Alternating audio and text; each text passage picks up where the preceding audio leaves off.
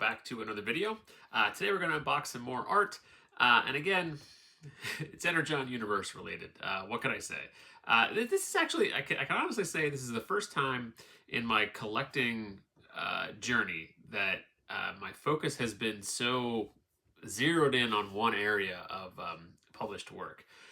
Now, last year I did a lot of Gunslinger Spawn stuff from Brett Booth and Adelso Corona, but really, most of my purchases this year have been targeted strictly on Energon Universe, and I think that a big part of that is because there's been so much that has come out, between Transformers and different artists on that book, then the 4 GI Joe miniseries. So there's just been a lot of, even though it's focused, there's a variety of art and artists to collect. So in the past, like I said, when I did Gunslinger Spawn, I still was buying other things, other artists.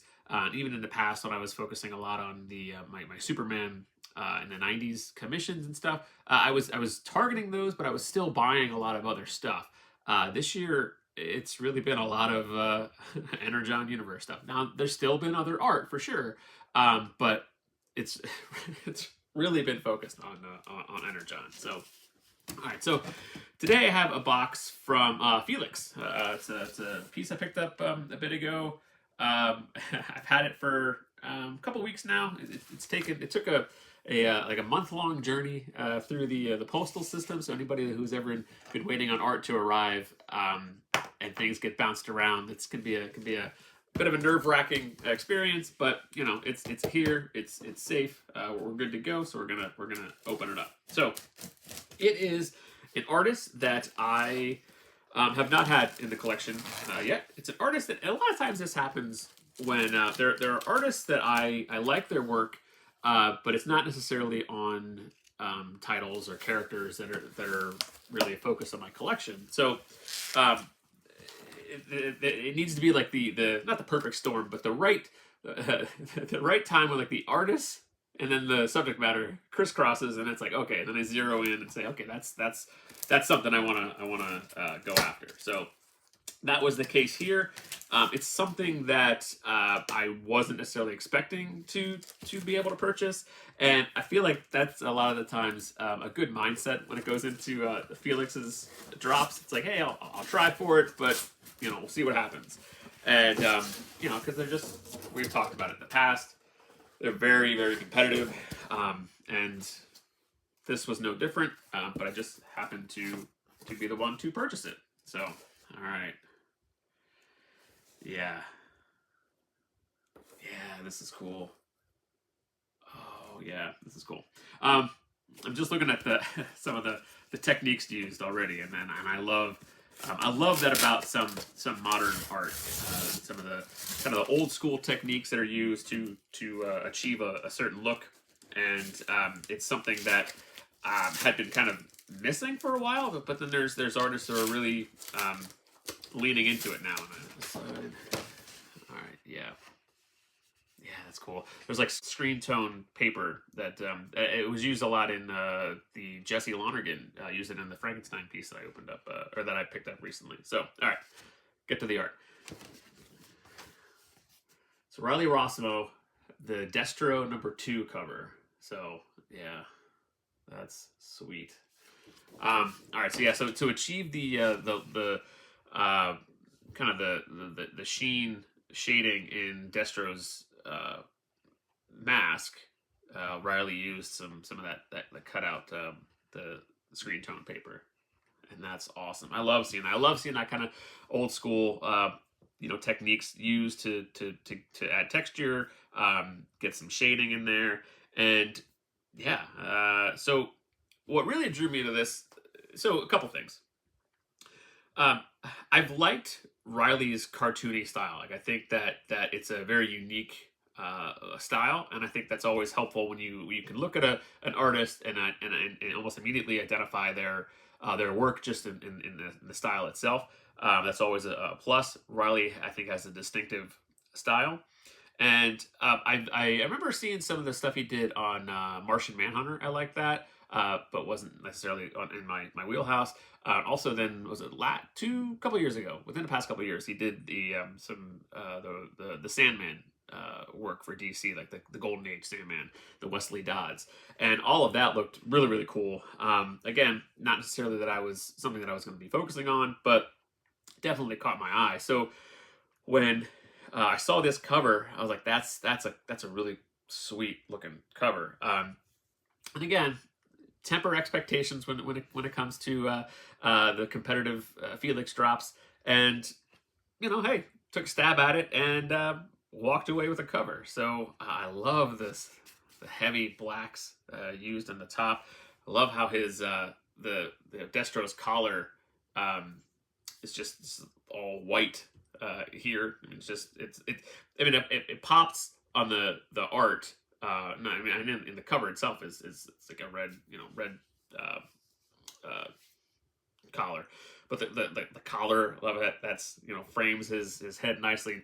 What's really cool about this piece is sometimes I find that sometimes I don't have as much to say about covers, because a lot of times in modern covers they are there's not as much storytelling involved in them. They're just kind of pinups. They look cool, but they don't necessarily reflect the story for the comic that they are a cover of. Even especially when it's an artist that is not doing the interiors. Like this is just Riley did a variant cover for the issue, so didn't do interiors for Destro. So a lot of times when that happens, I feel like you get just a kind of a I don't want to say generic, because that's dismissive, and it's not what I'm saying. But you get more of a pin-up style piece as opposed to a storytelling piece. And I love about this is, yes, it's the twins of Tomax and Zaymot in the reflection of Destro's mask, but it's also representative of the story in the sense that that a lot of it is about the story was about Destro going to kind of war with the Crimson Twins, and they were kind of fighting to be the go-to arms dealer, and their back and forth was a big part of the series, and their kind of threat was in his mind. It kind of dictated some of his actions, his paranoia in the paranoia in the threat that they posed to him and his business, and you see that here. It's their reflection. They're right in front of him, but it's also they're in his head. And I thought that's really cool. They're contained there, just the reflection in his mask. So it's very much representative of the story that was told in Destro. And another really cool thing about being able to pick this cover up is that I also picked up the Andre Bassan cover for Destro too. So, and I think this was the cover B. It's either the cover B or the cover C, but I think it was the cover B.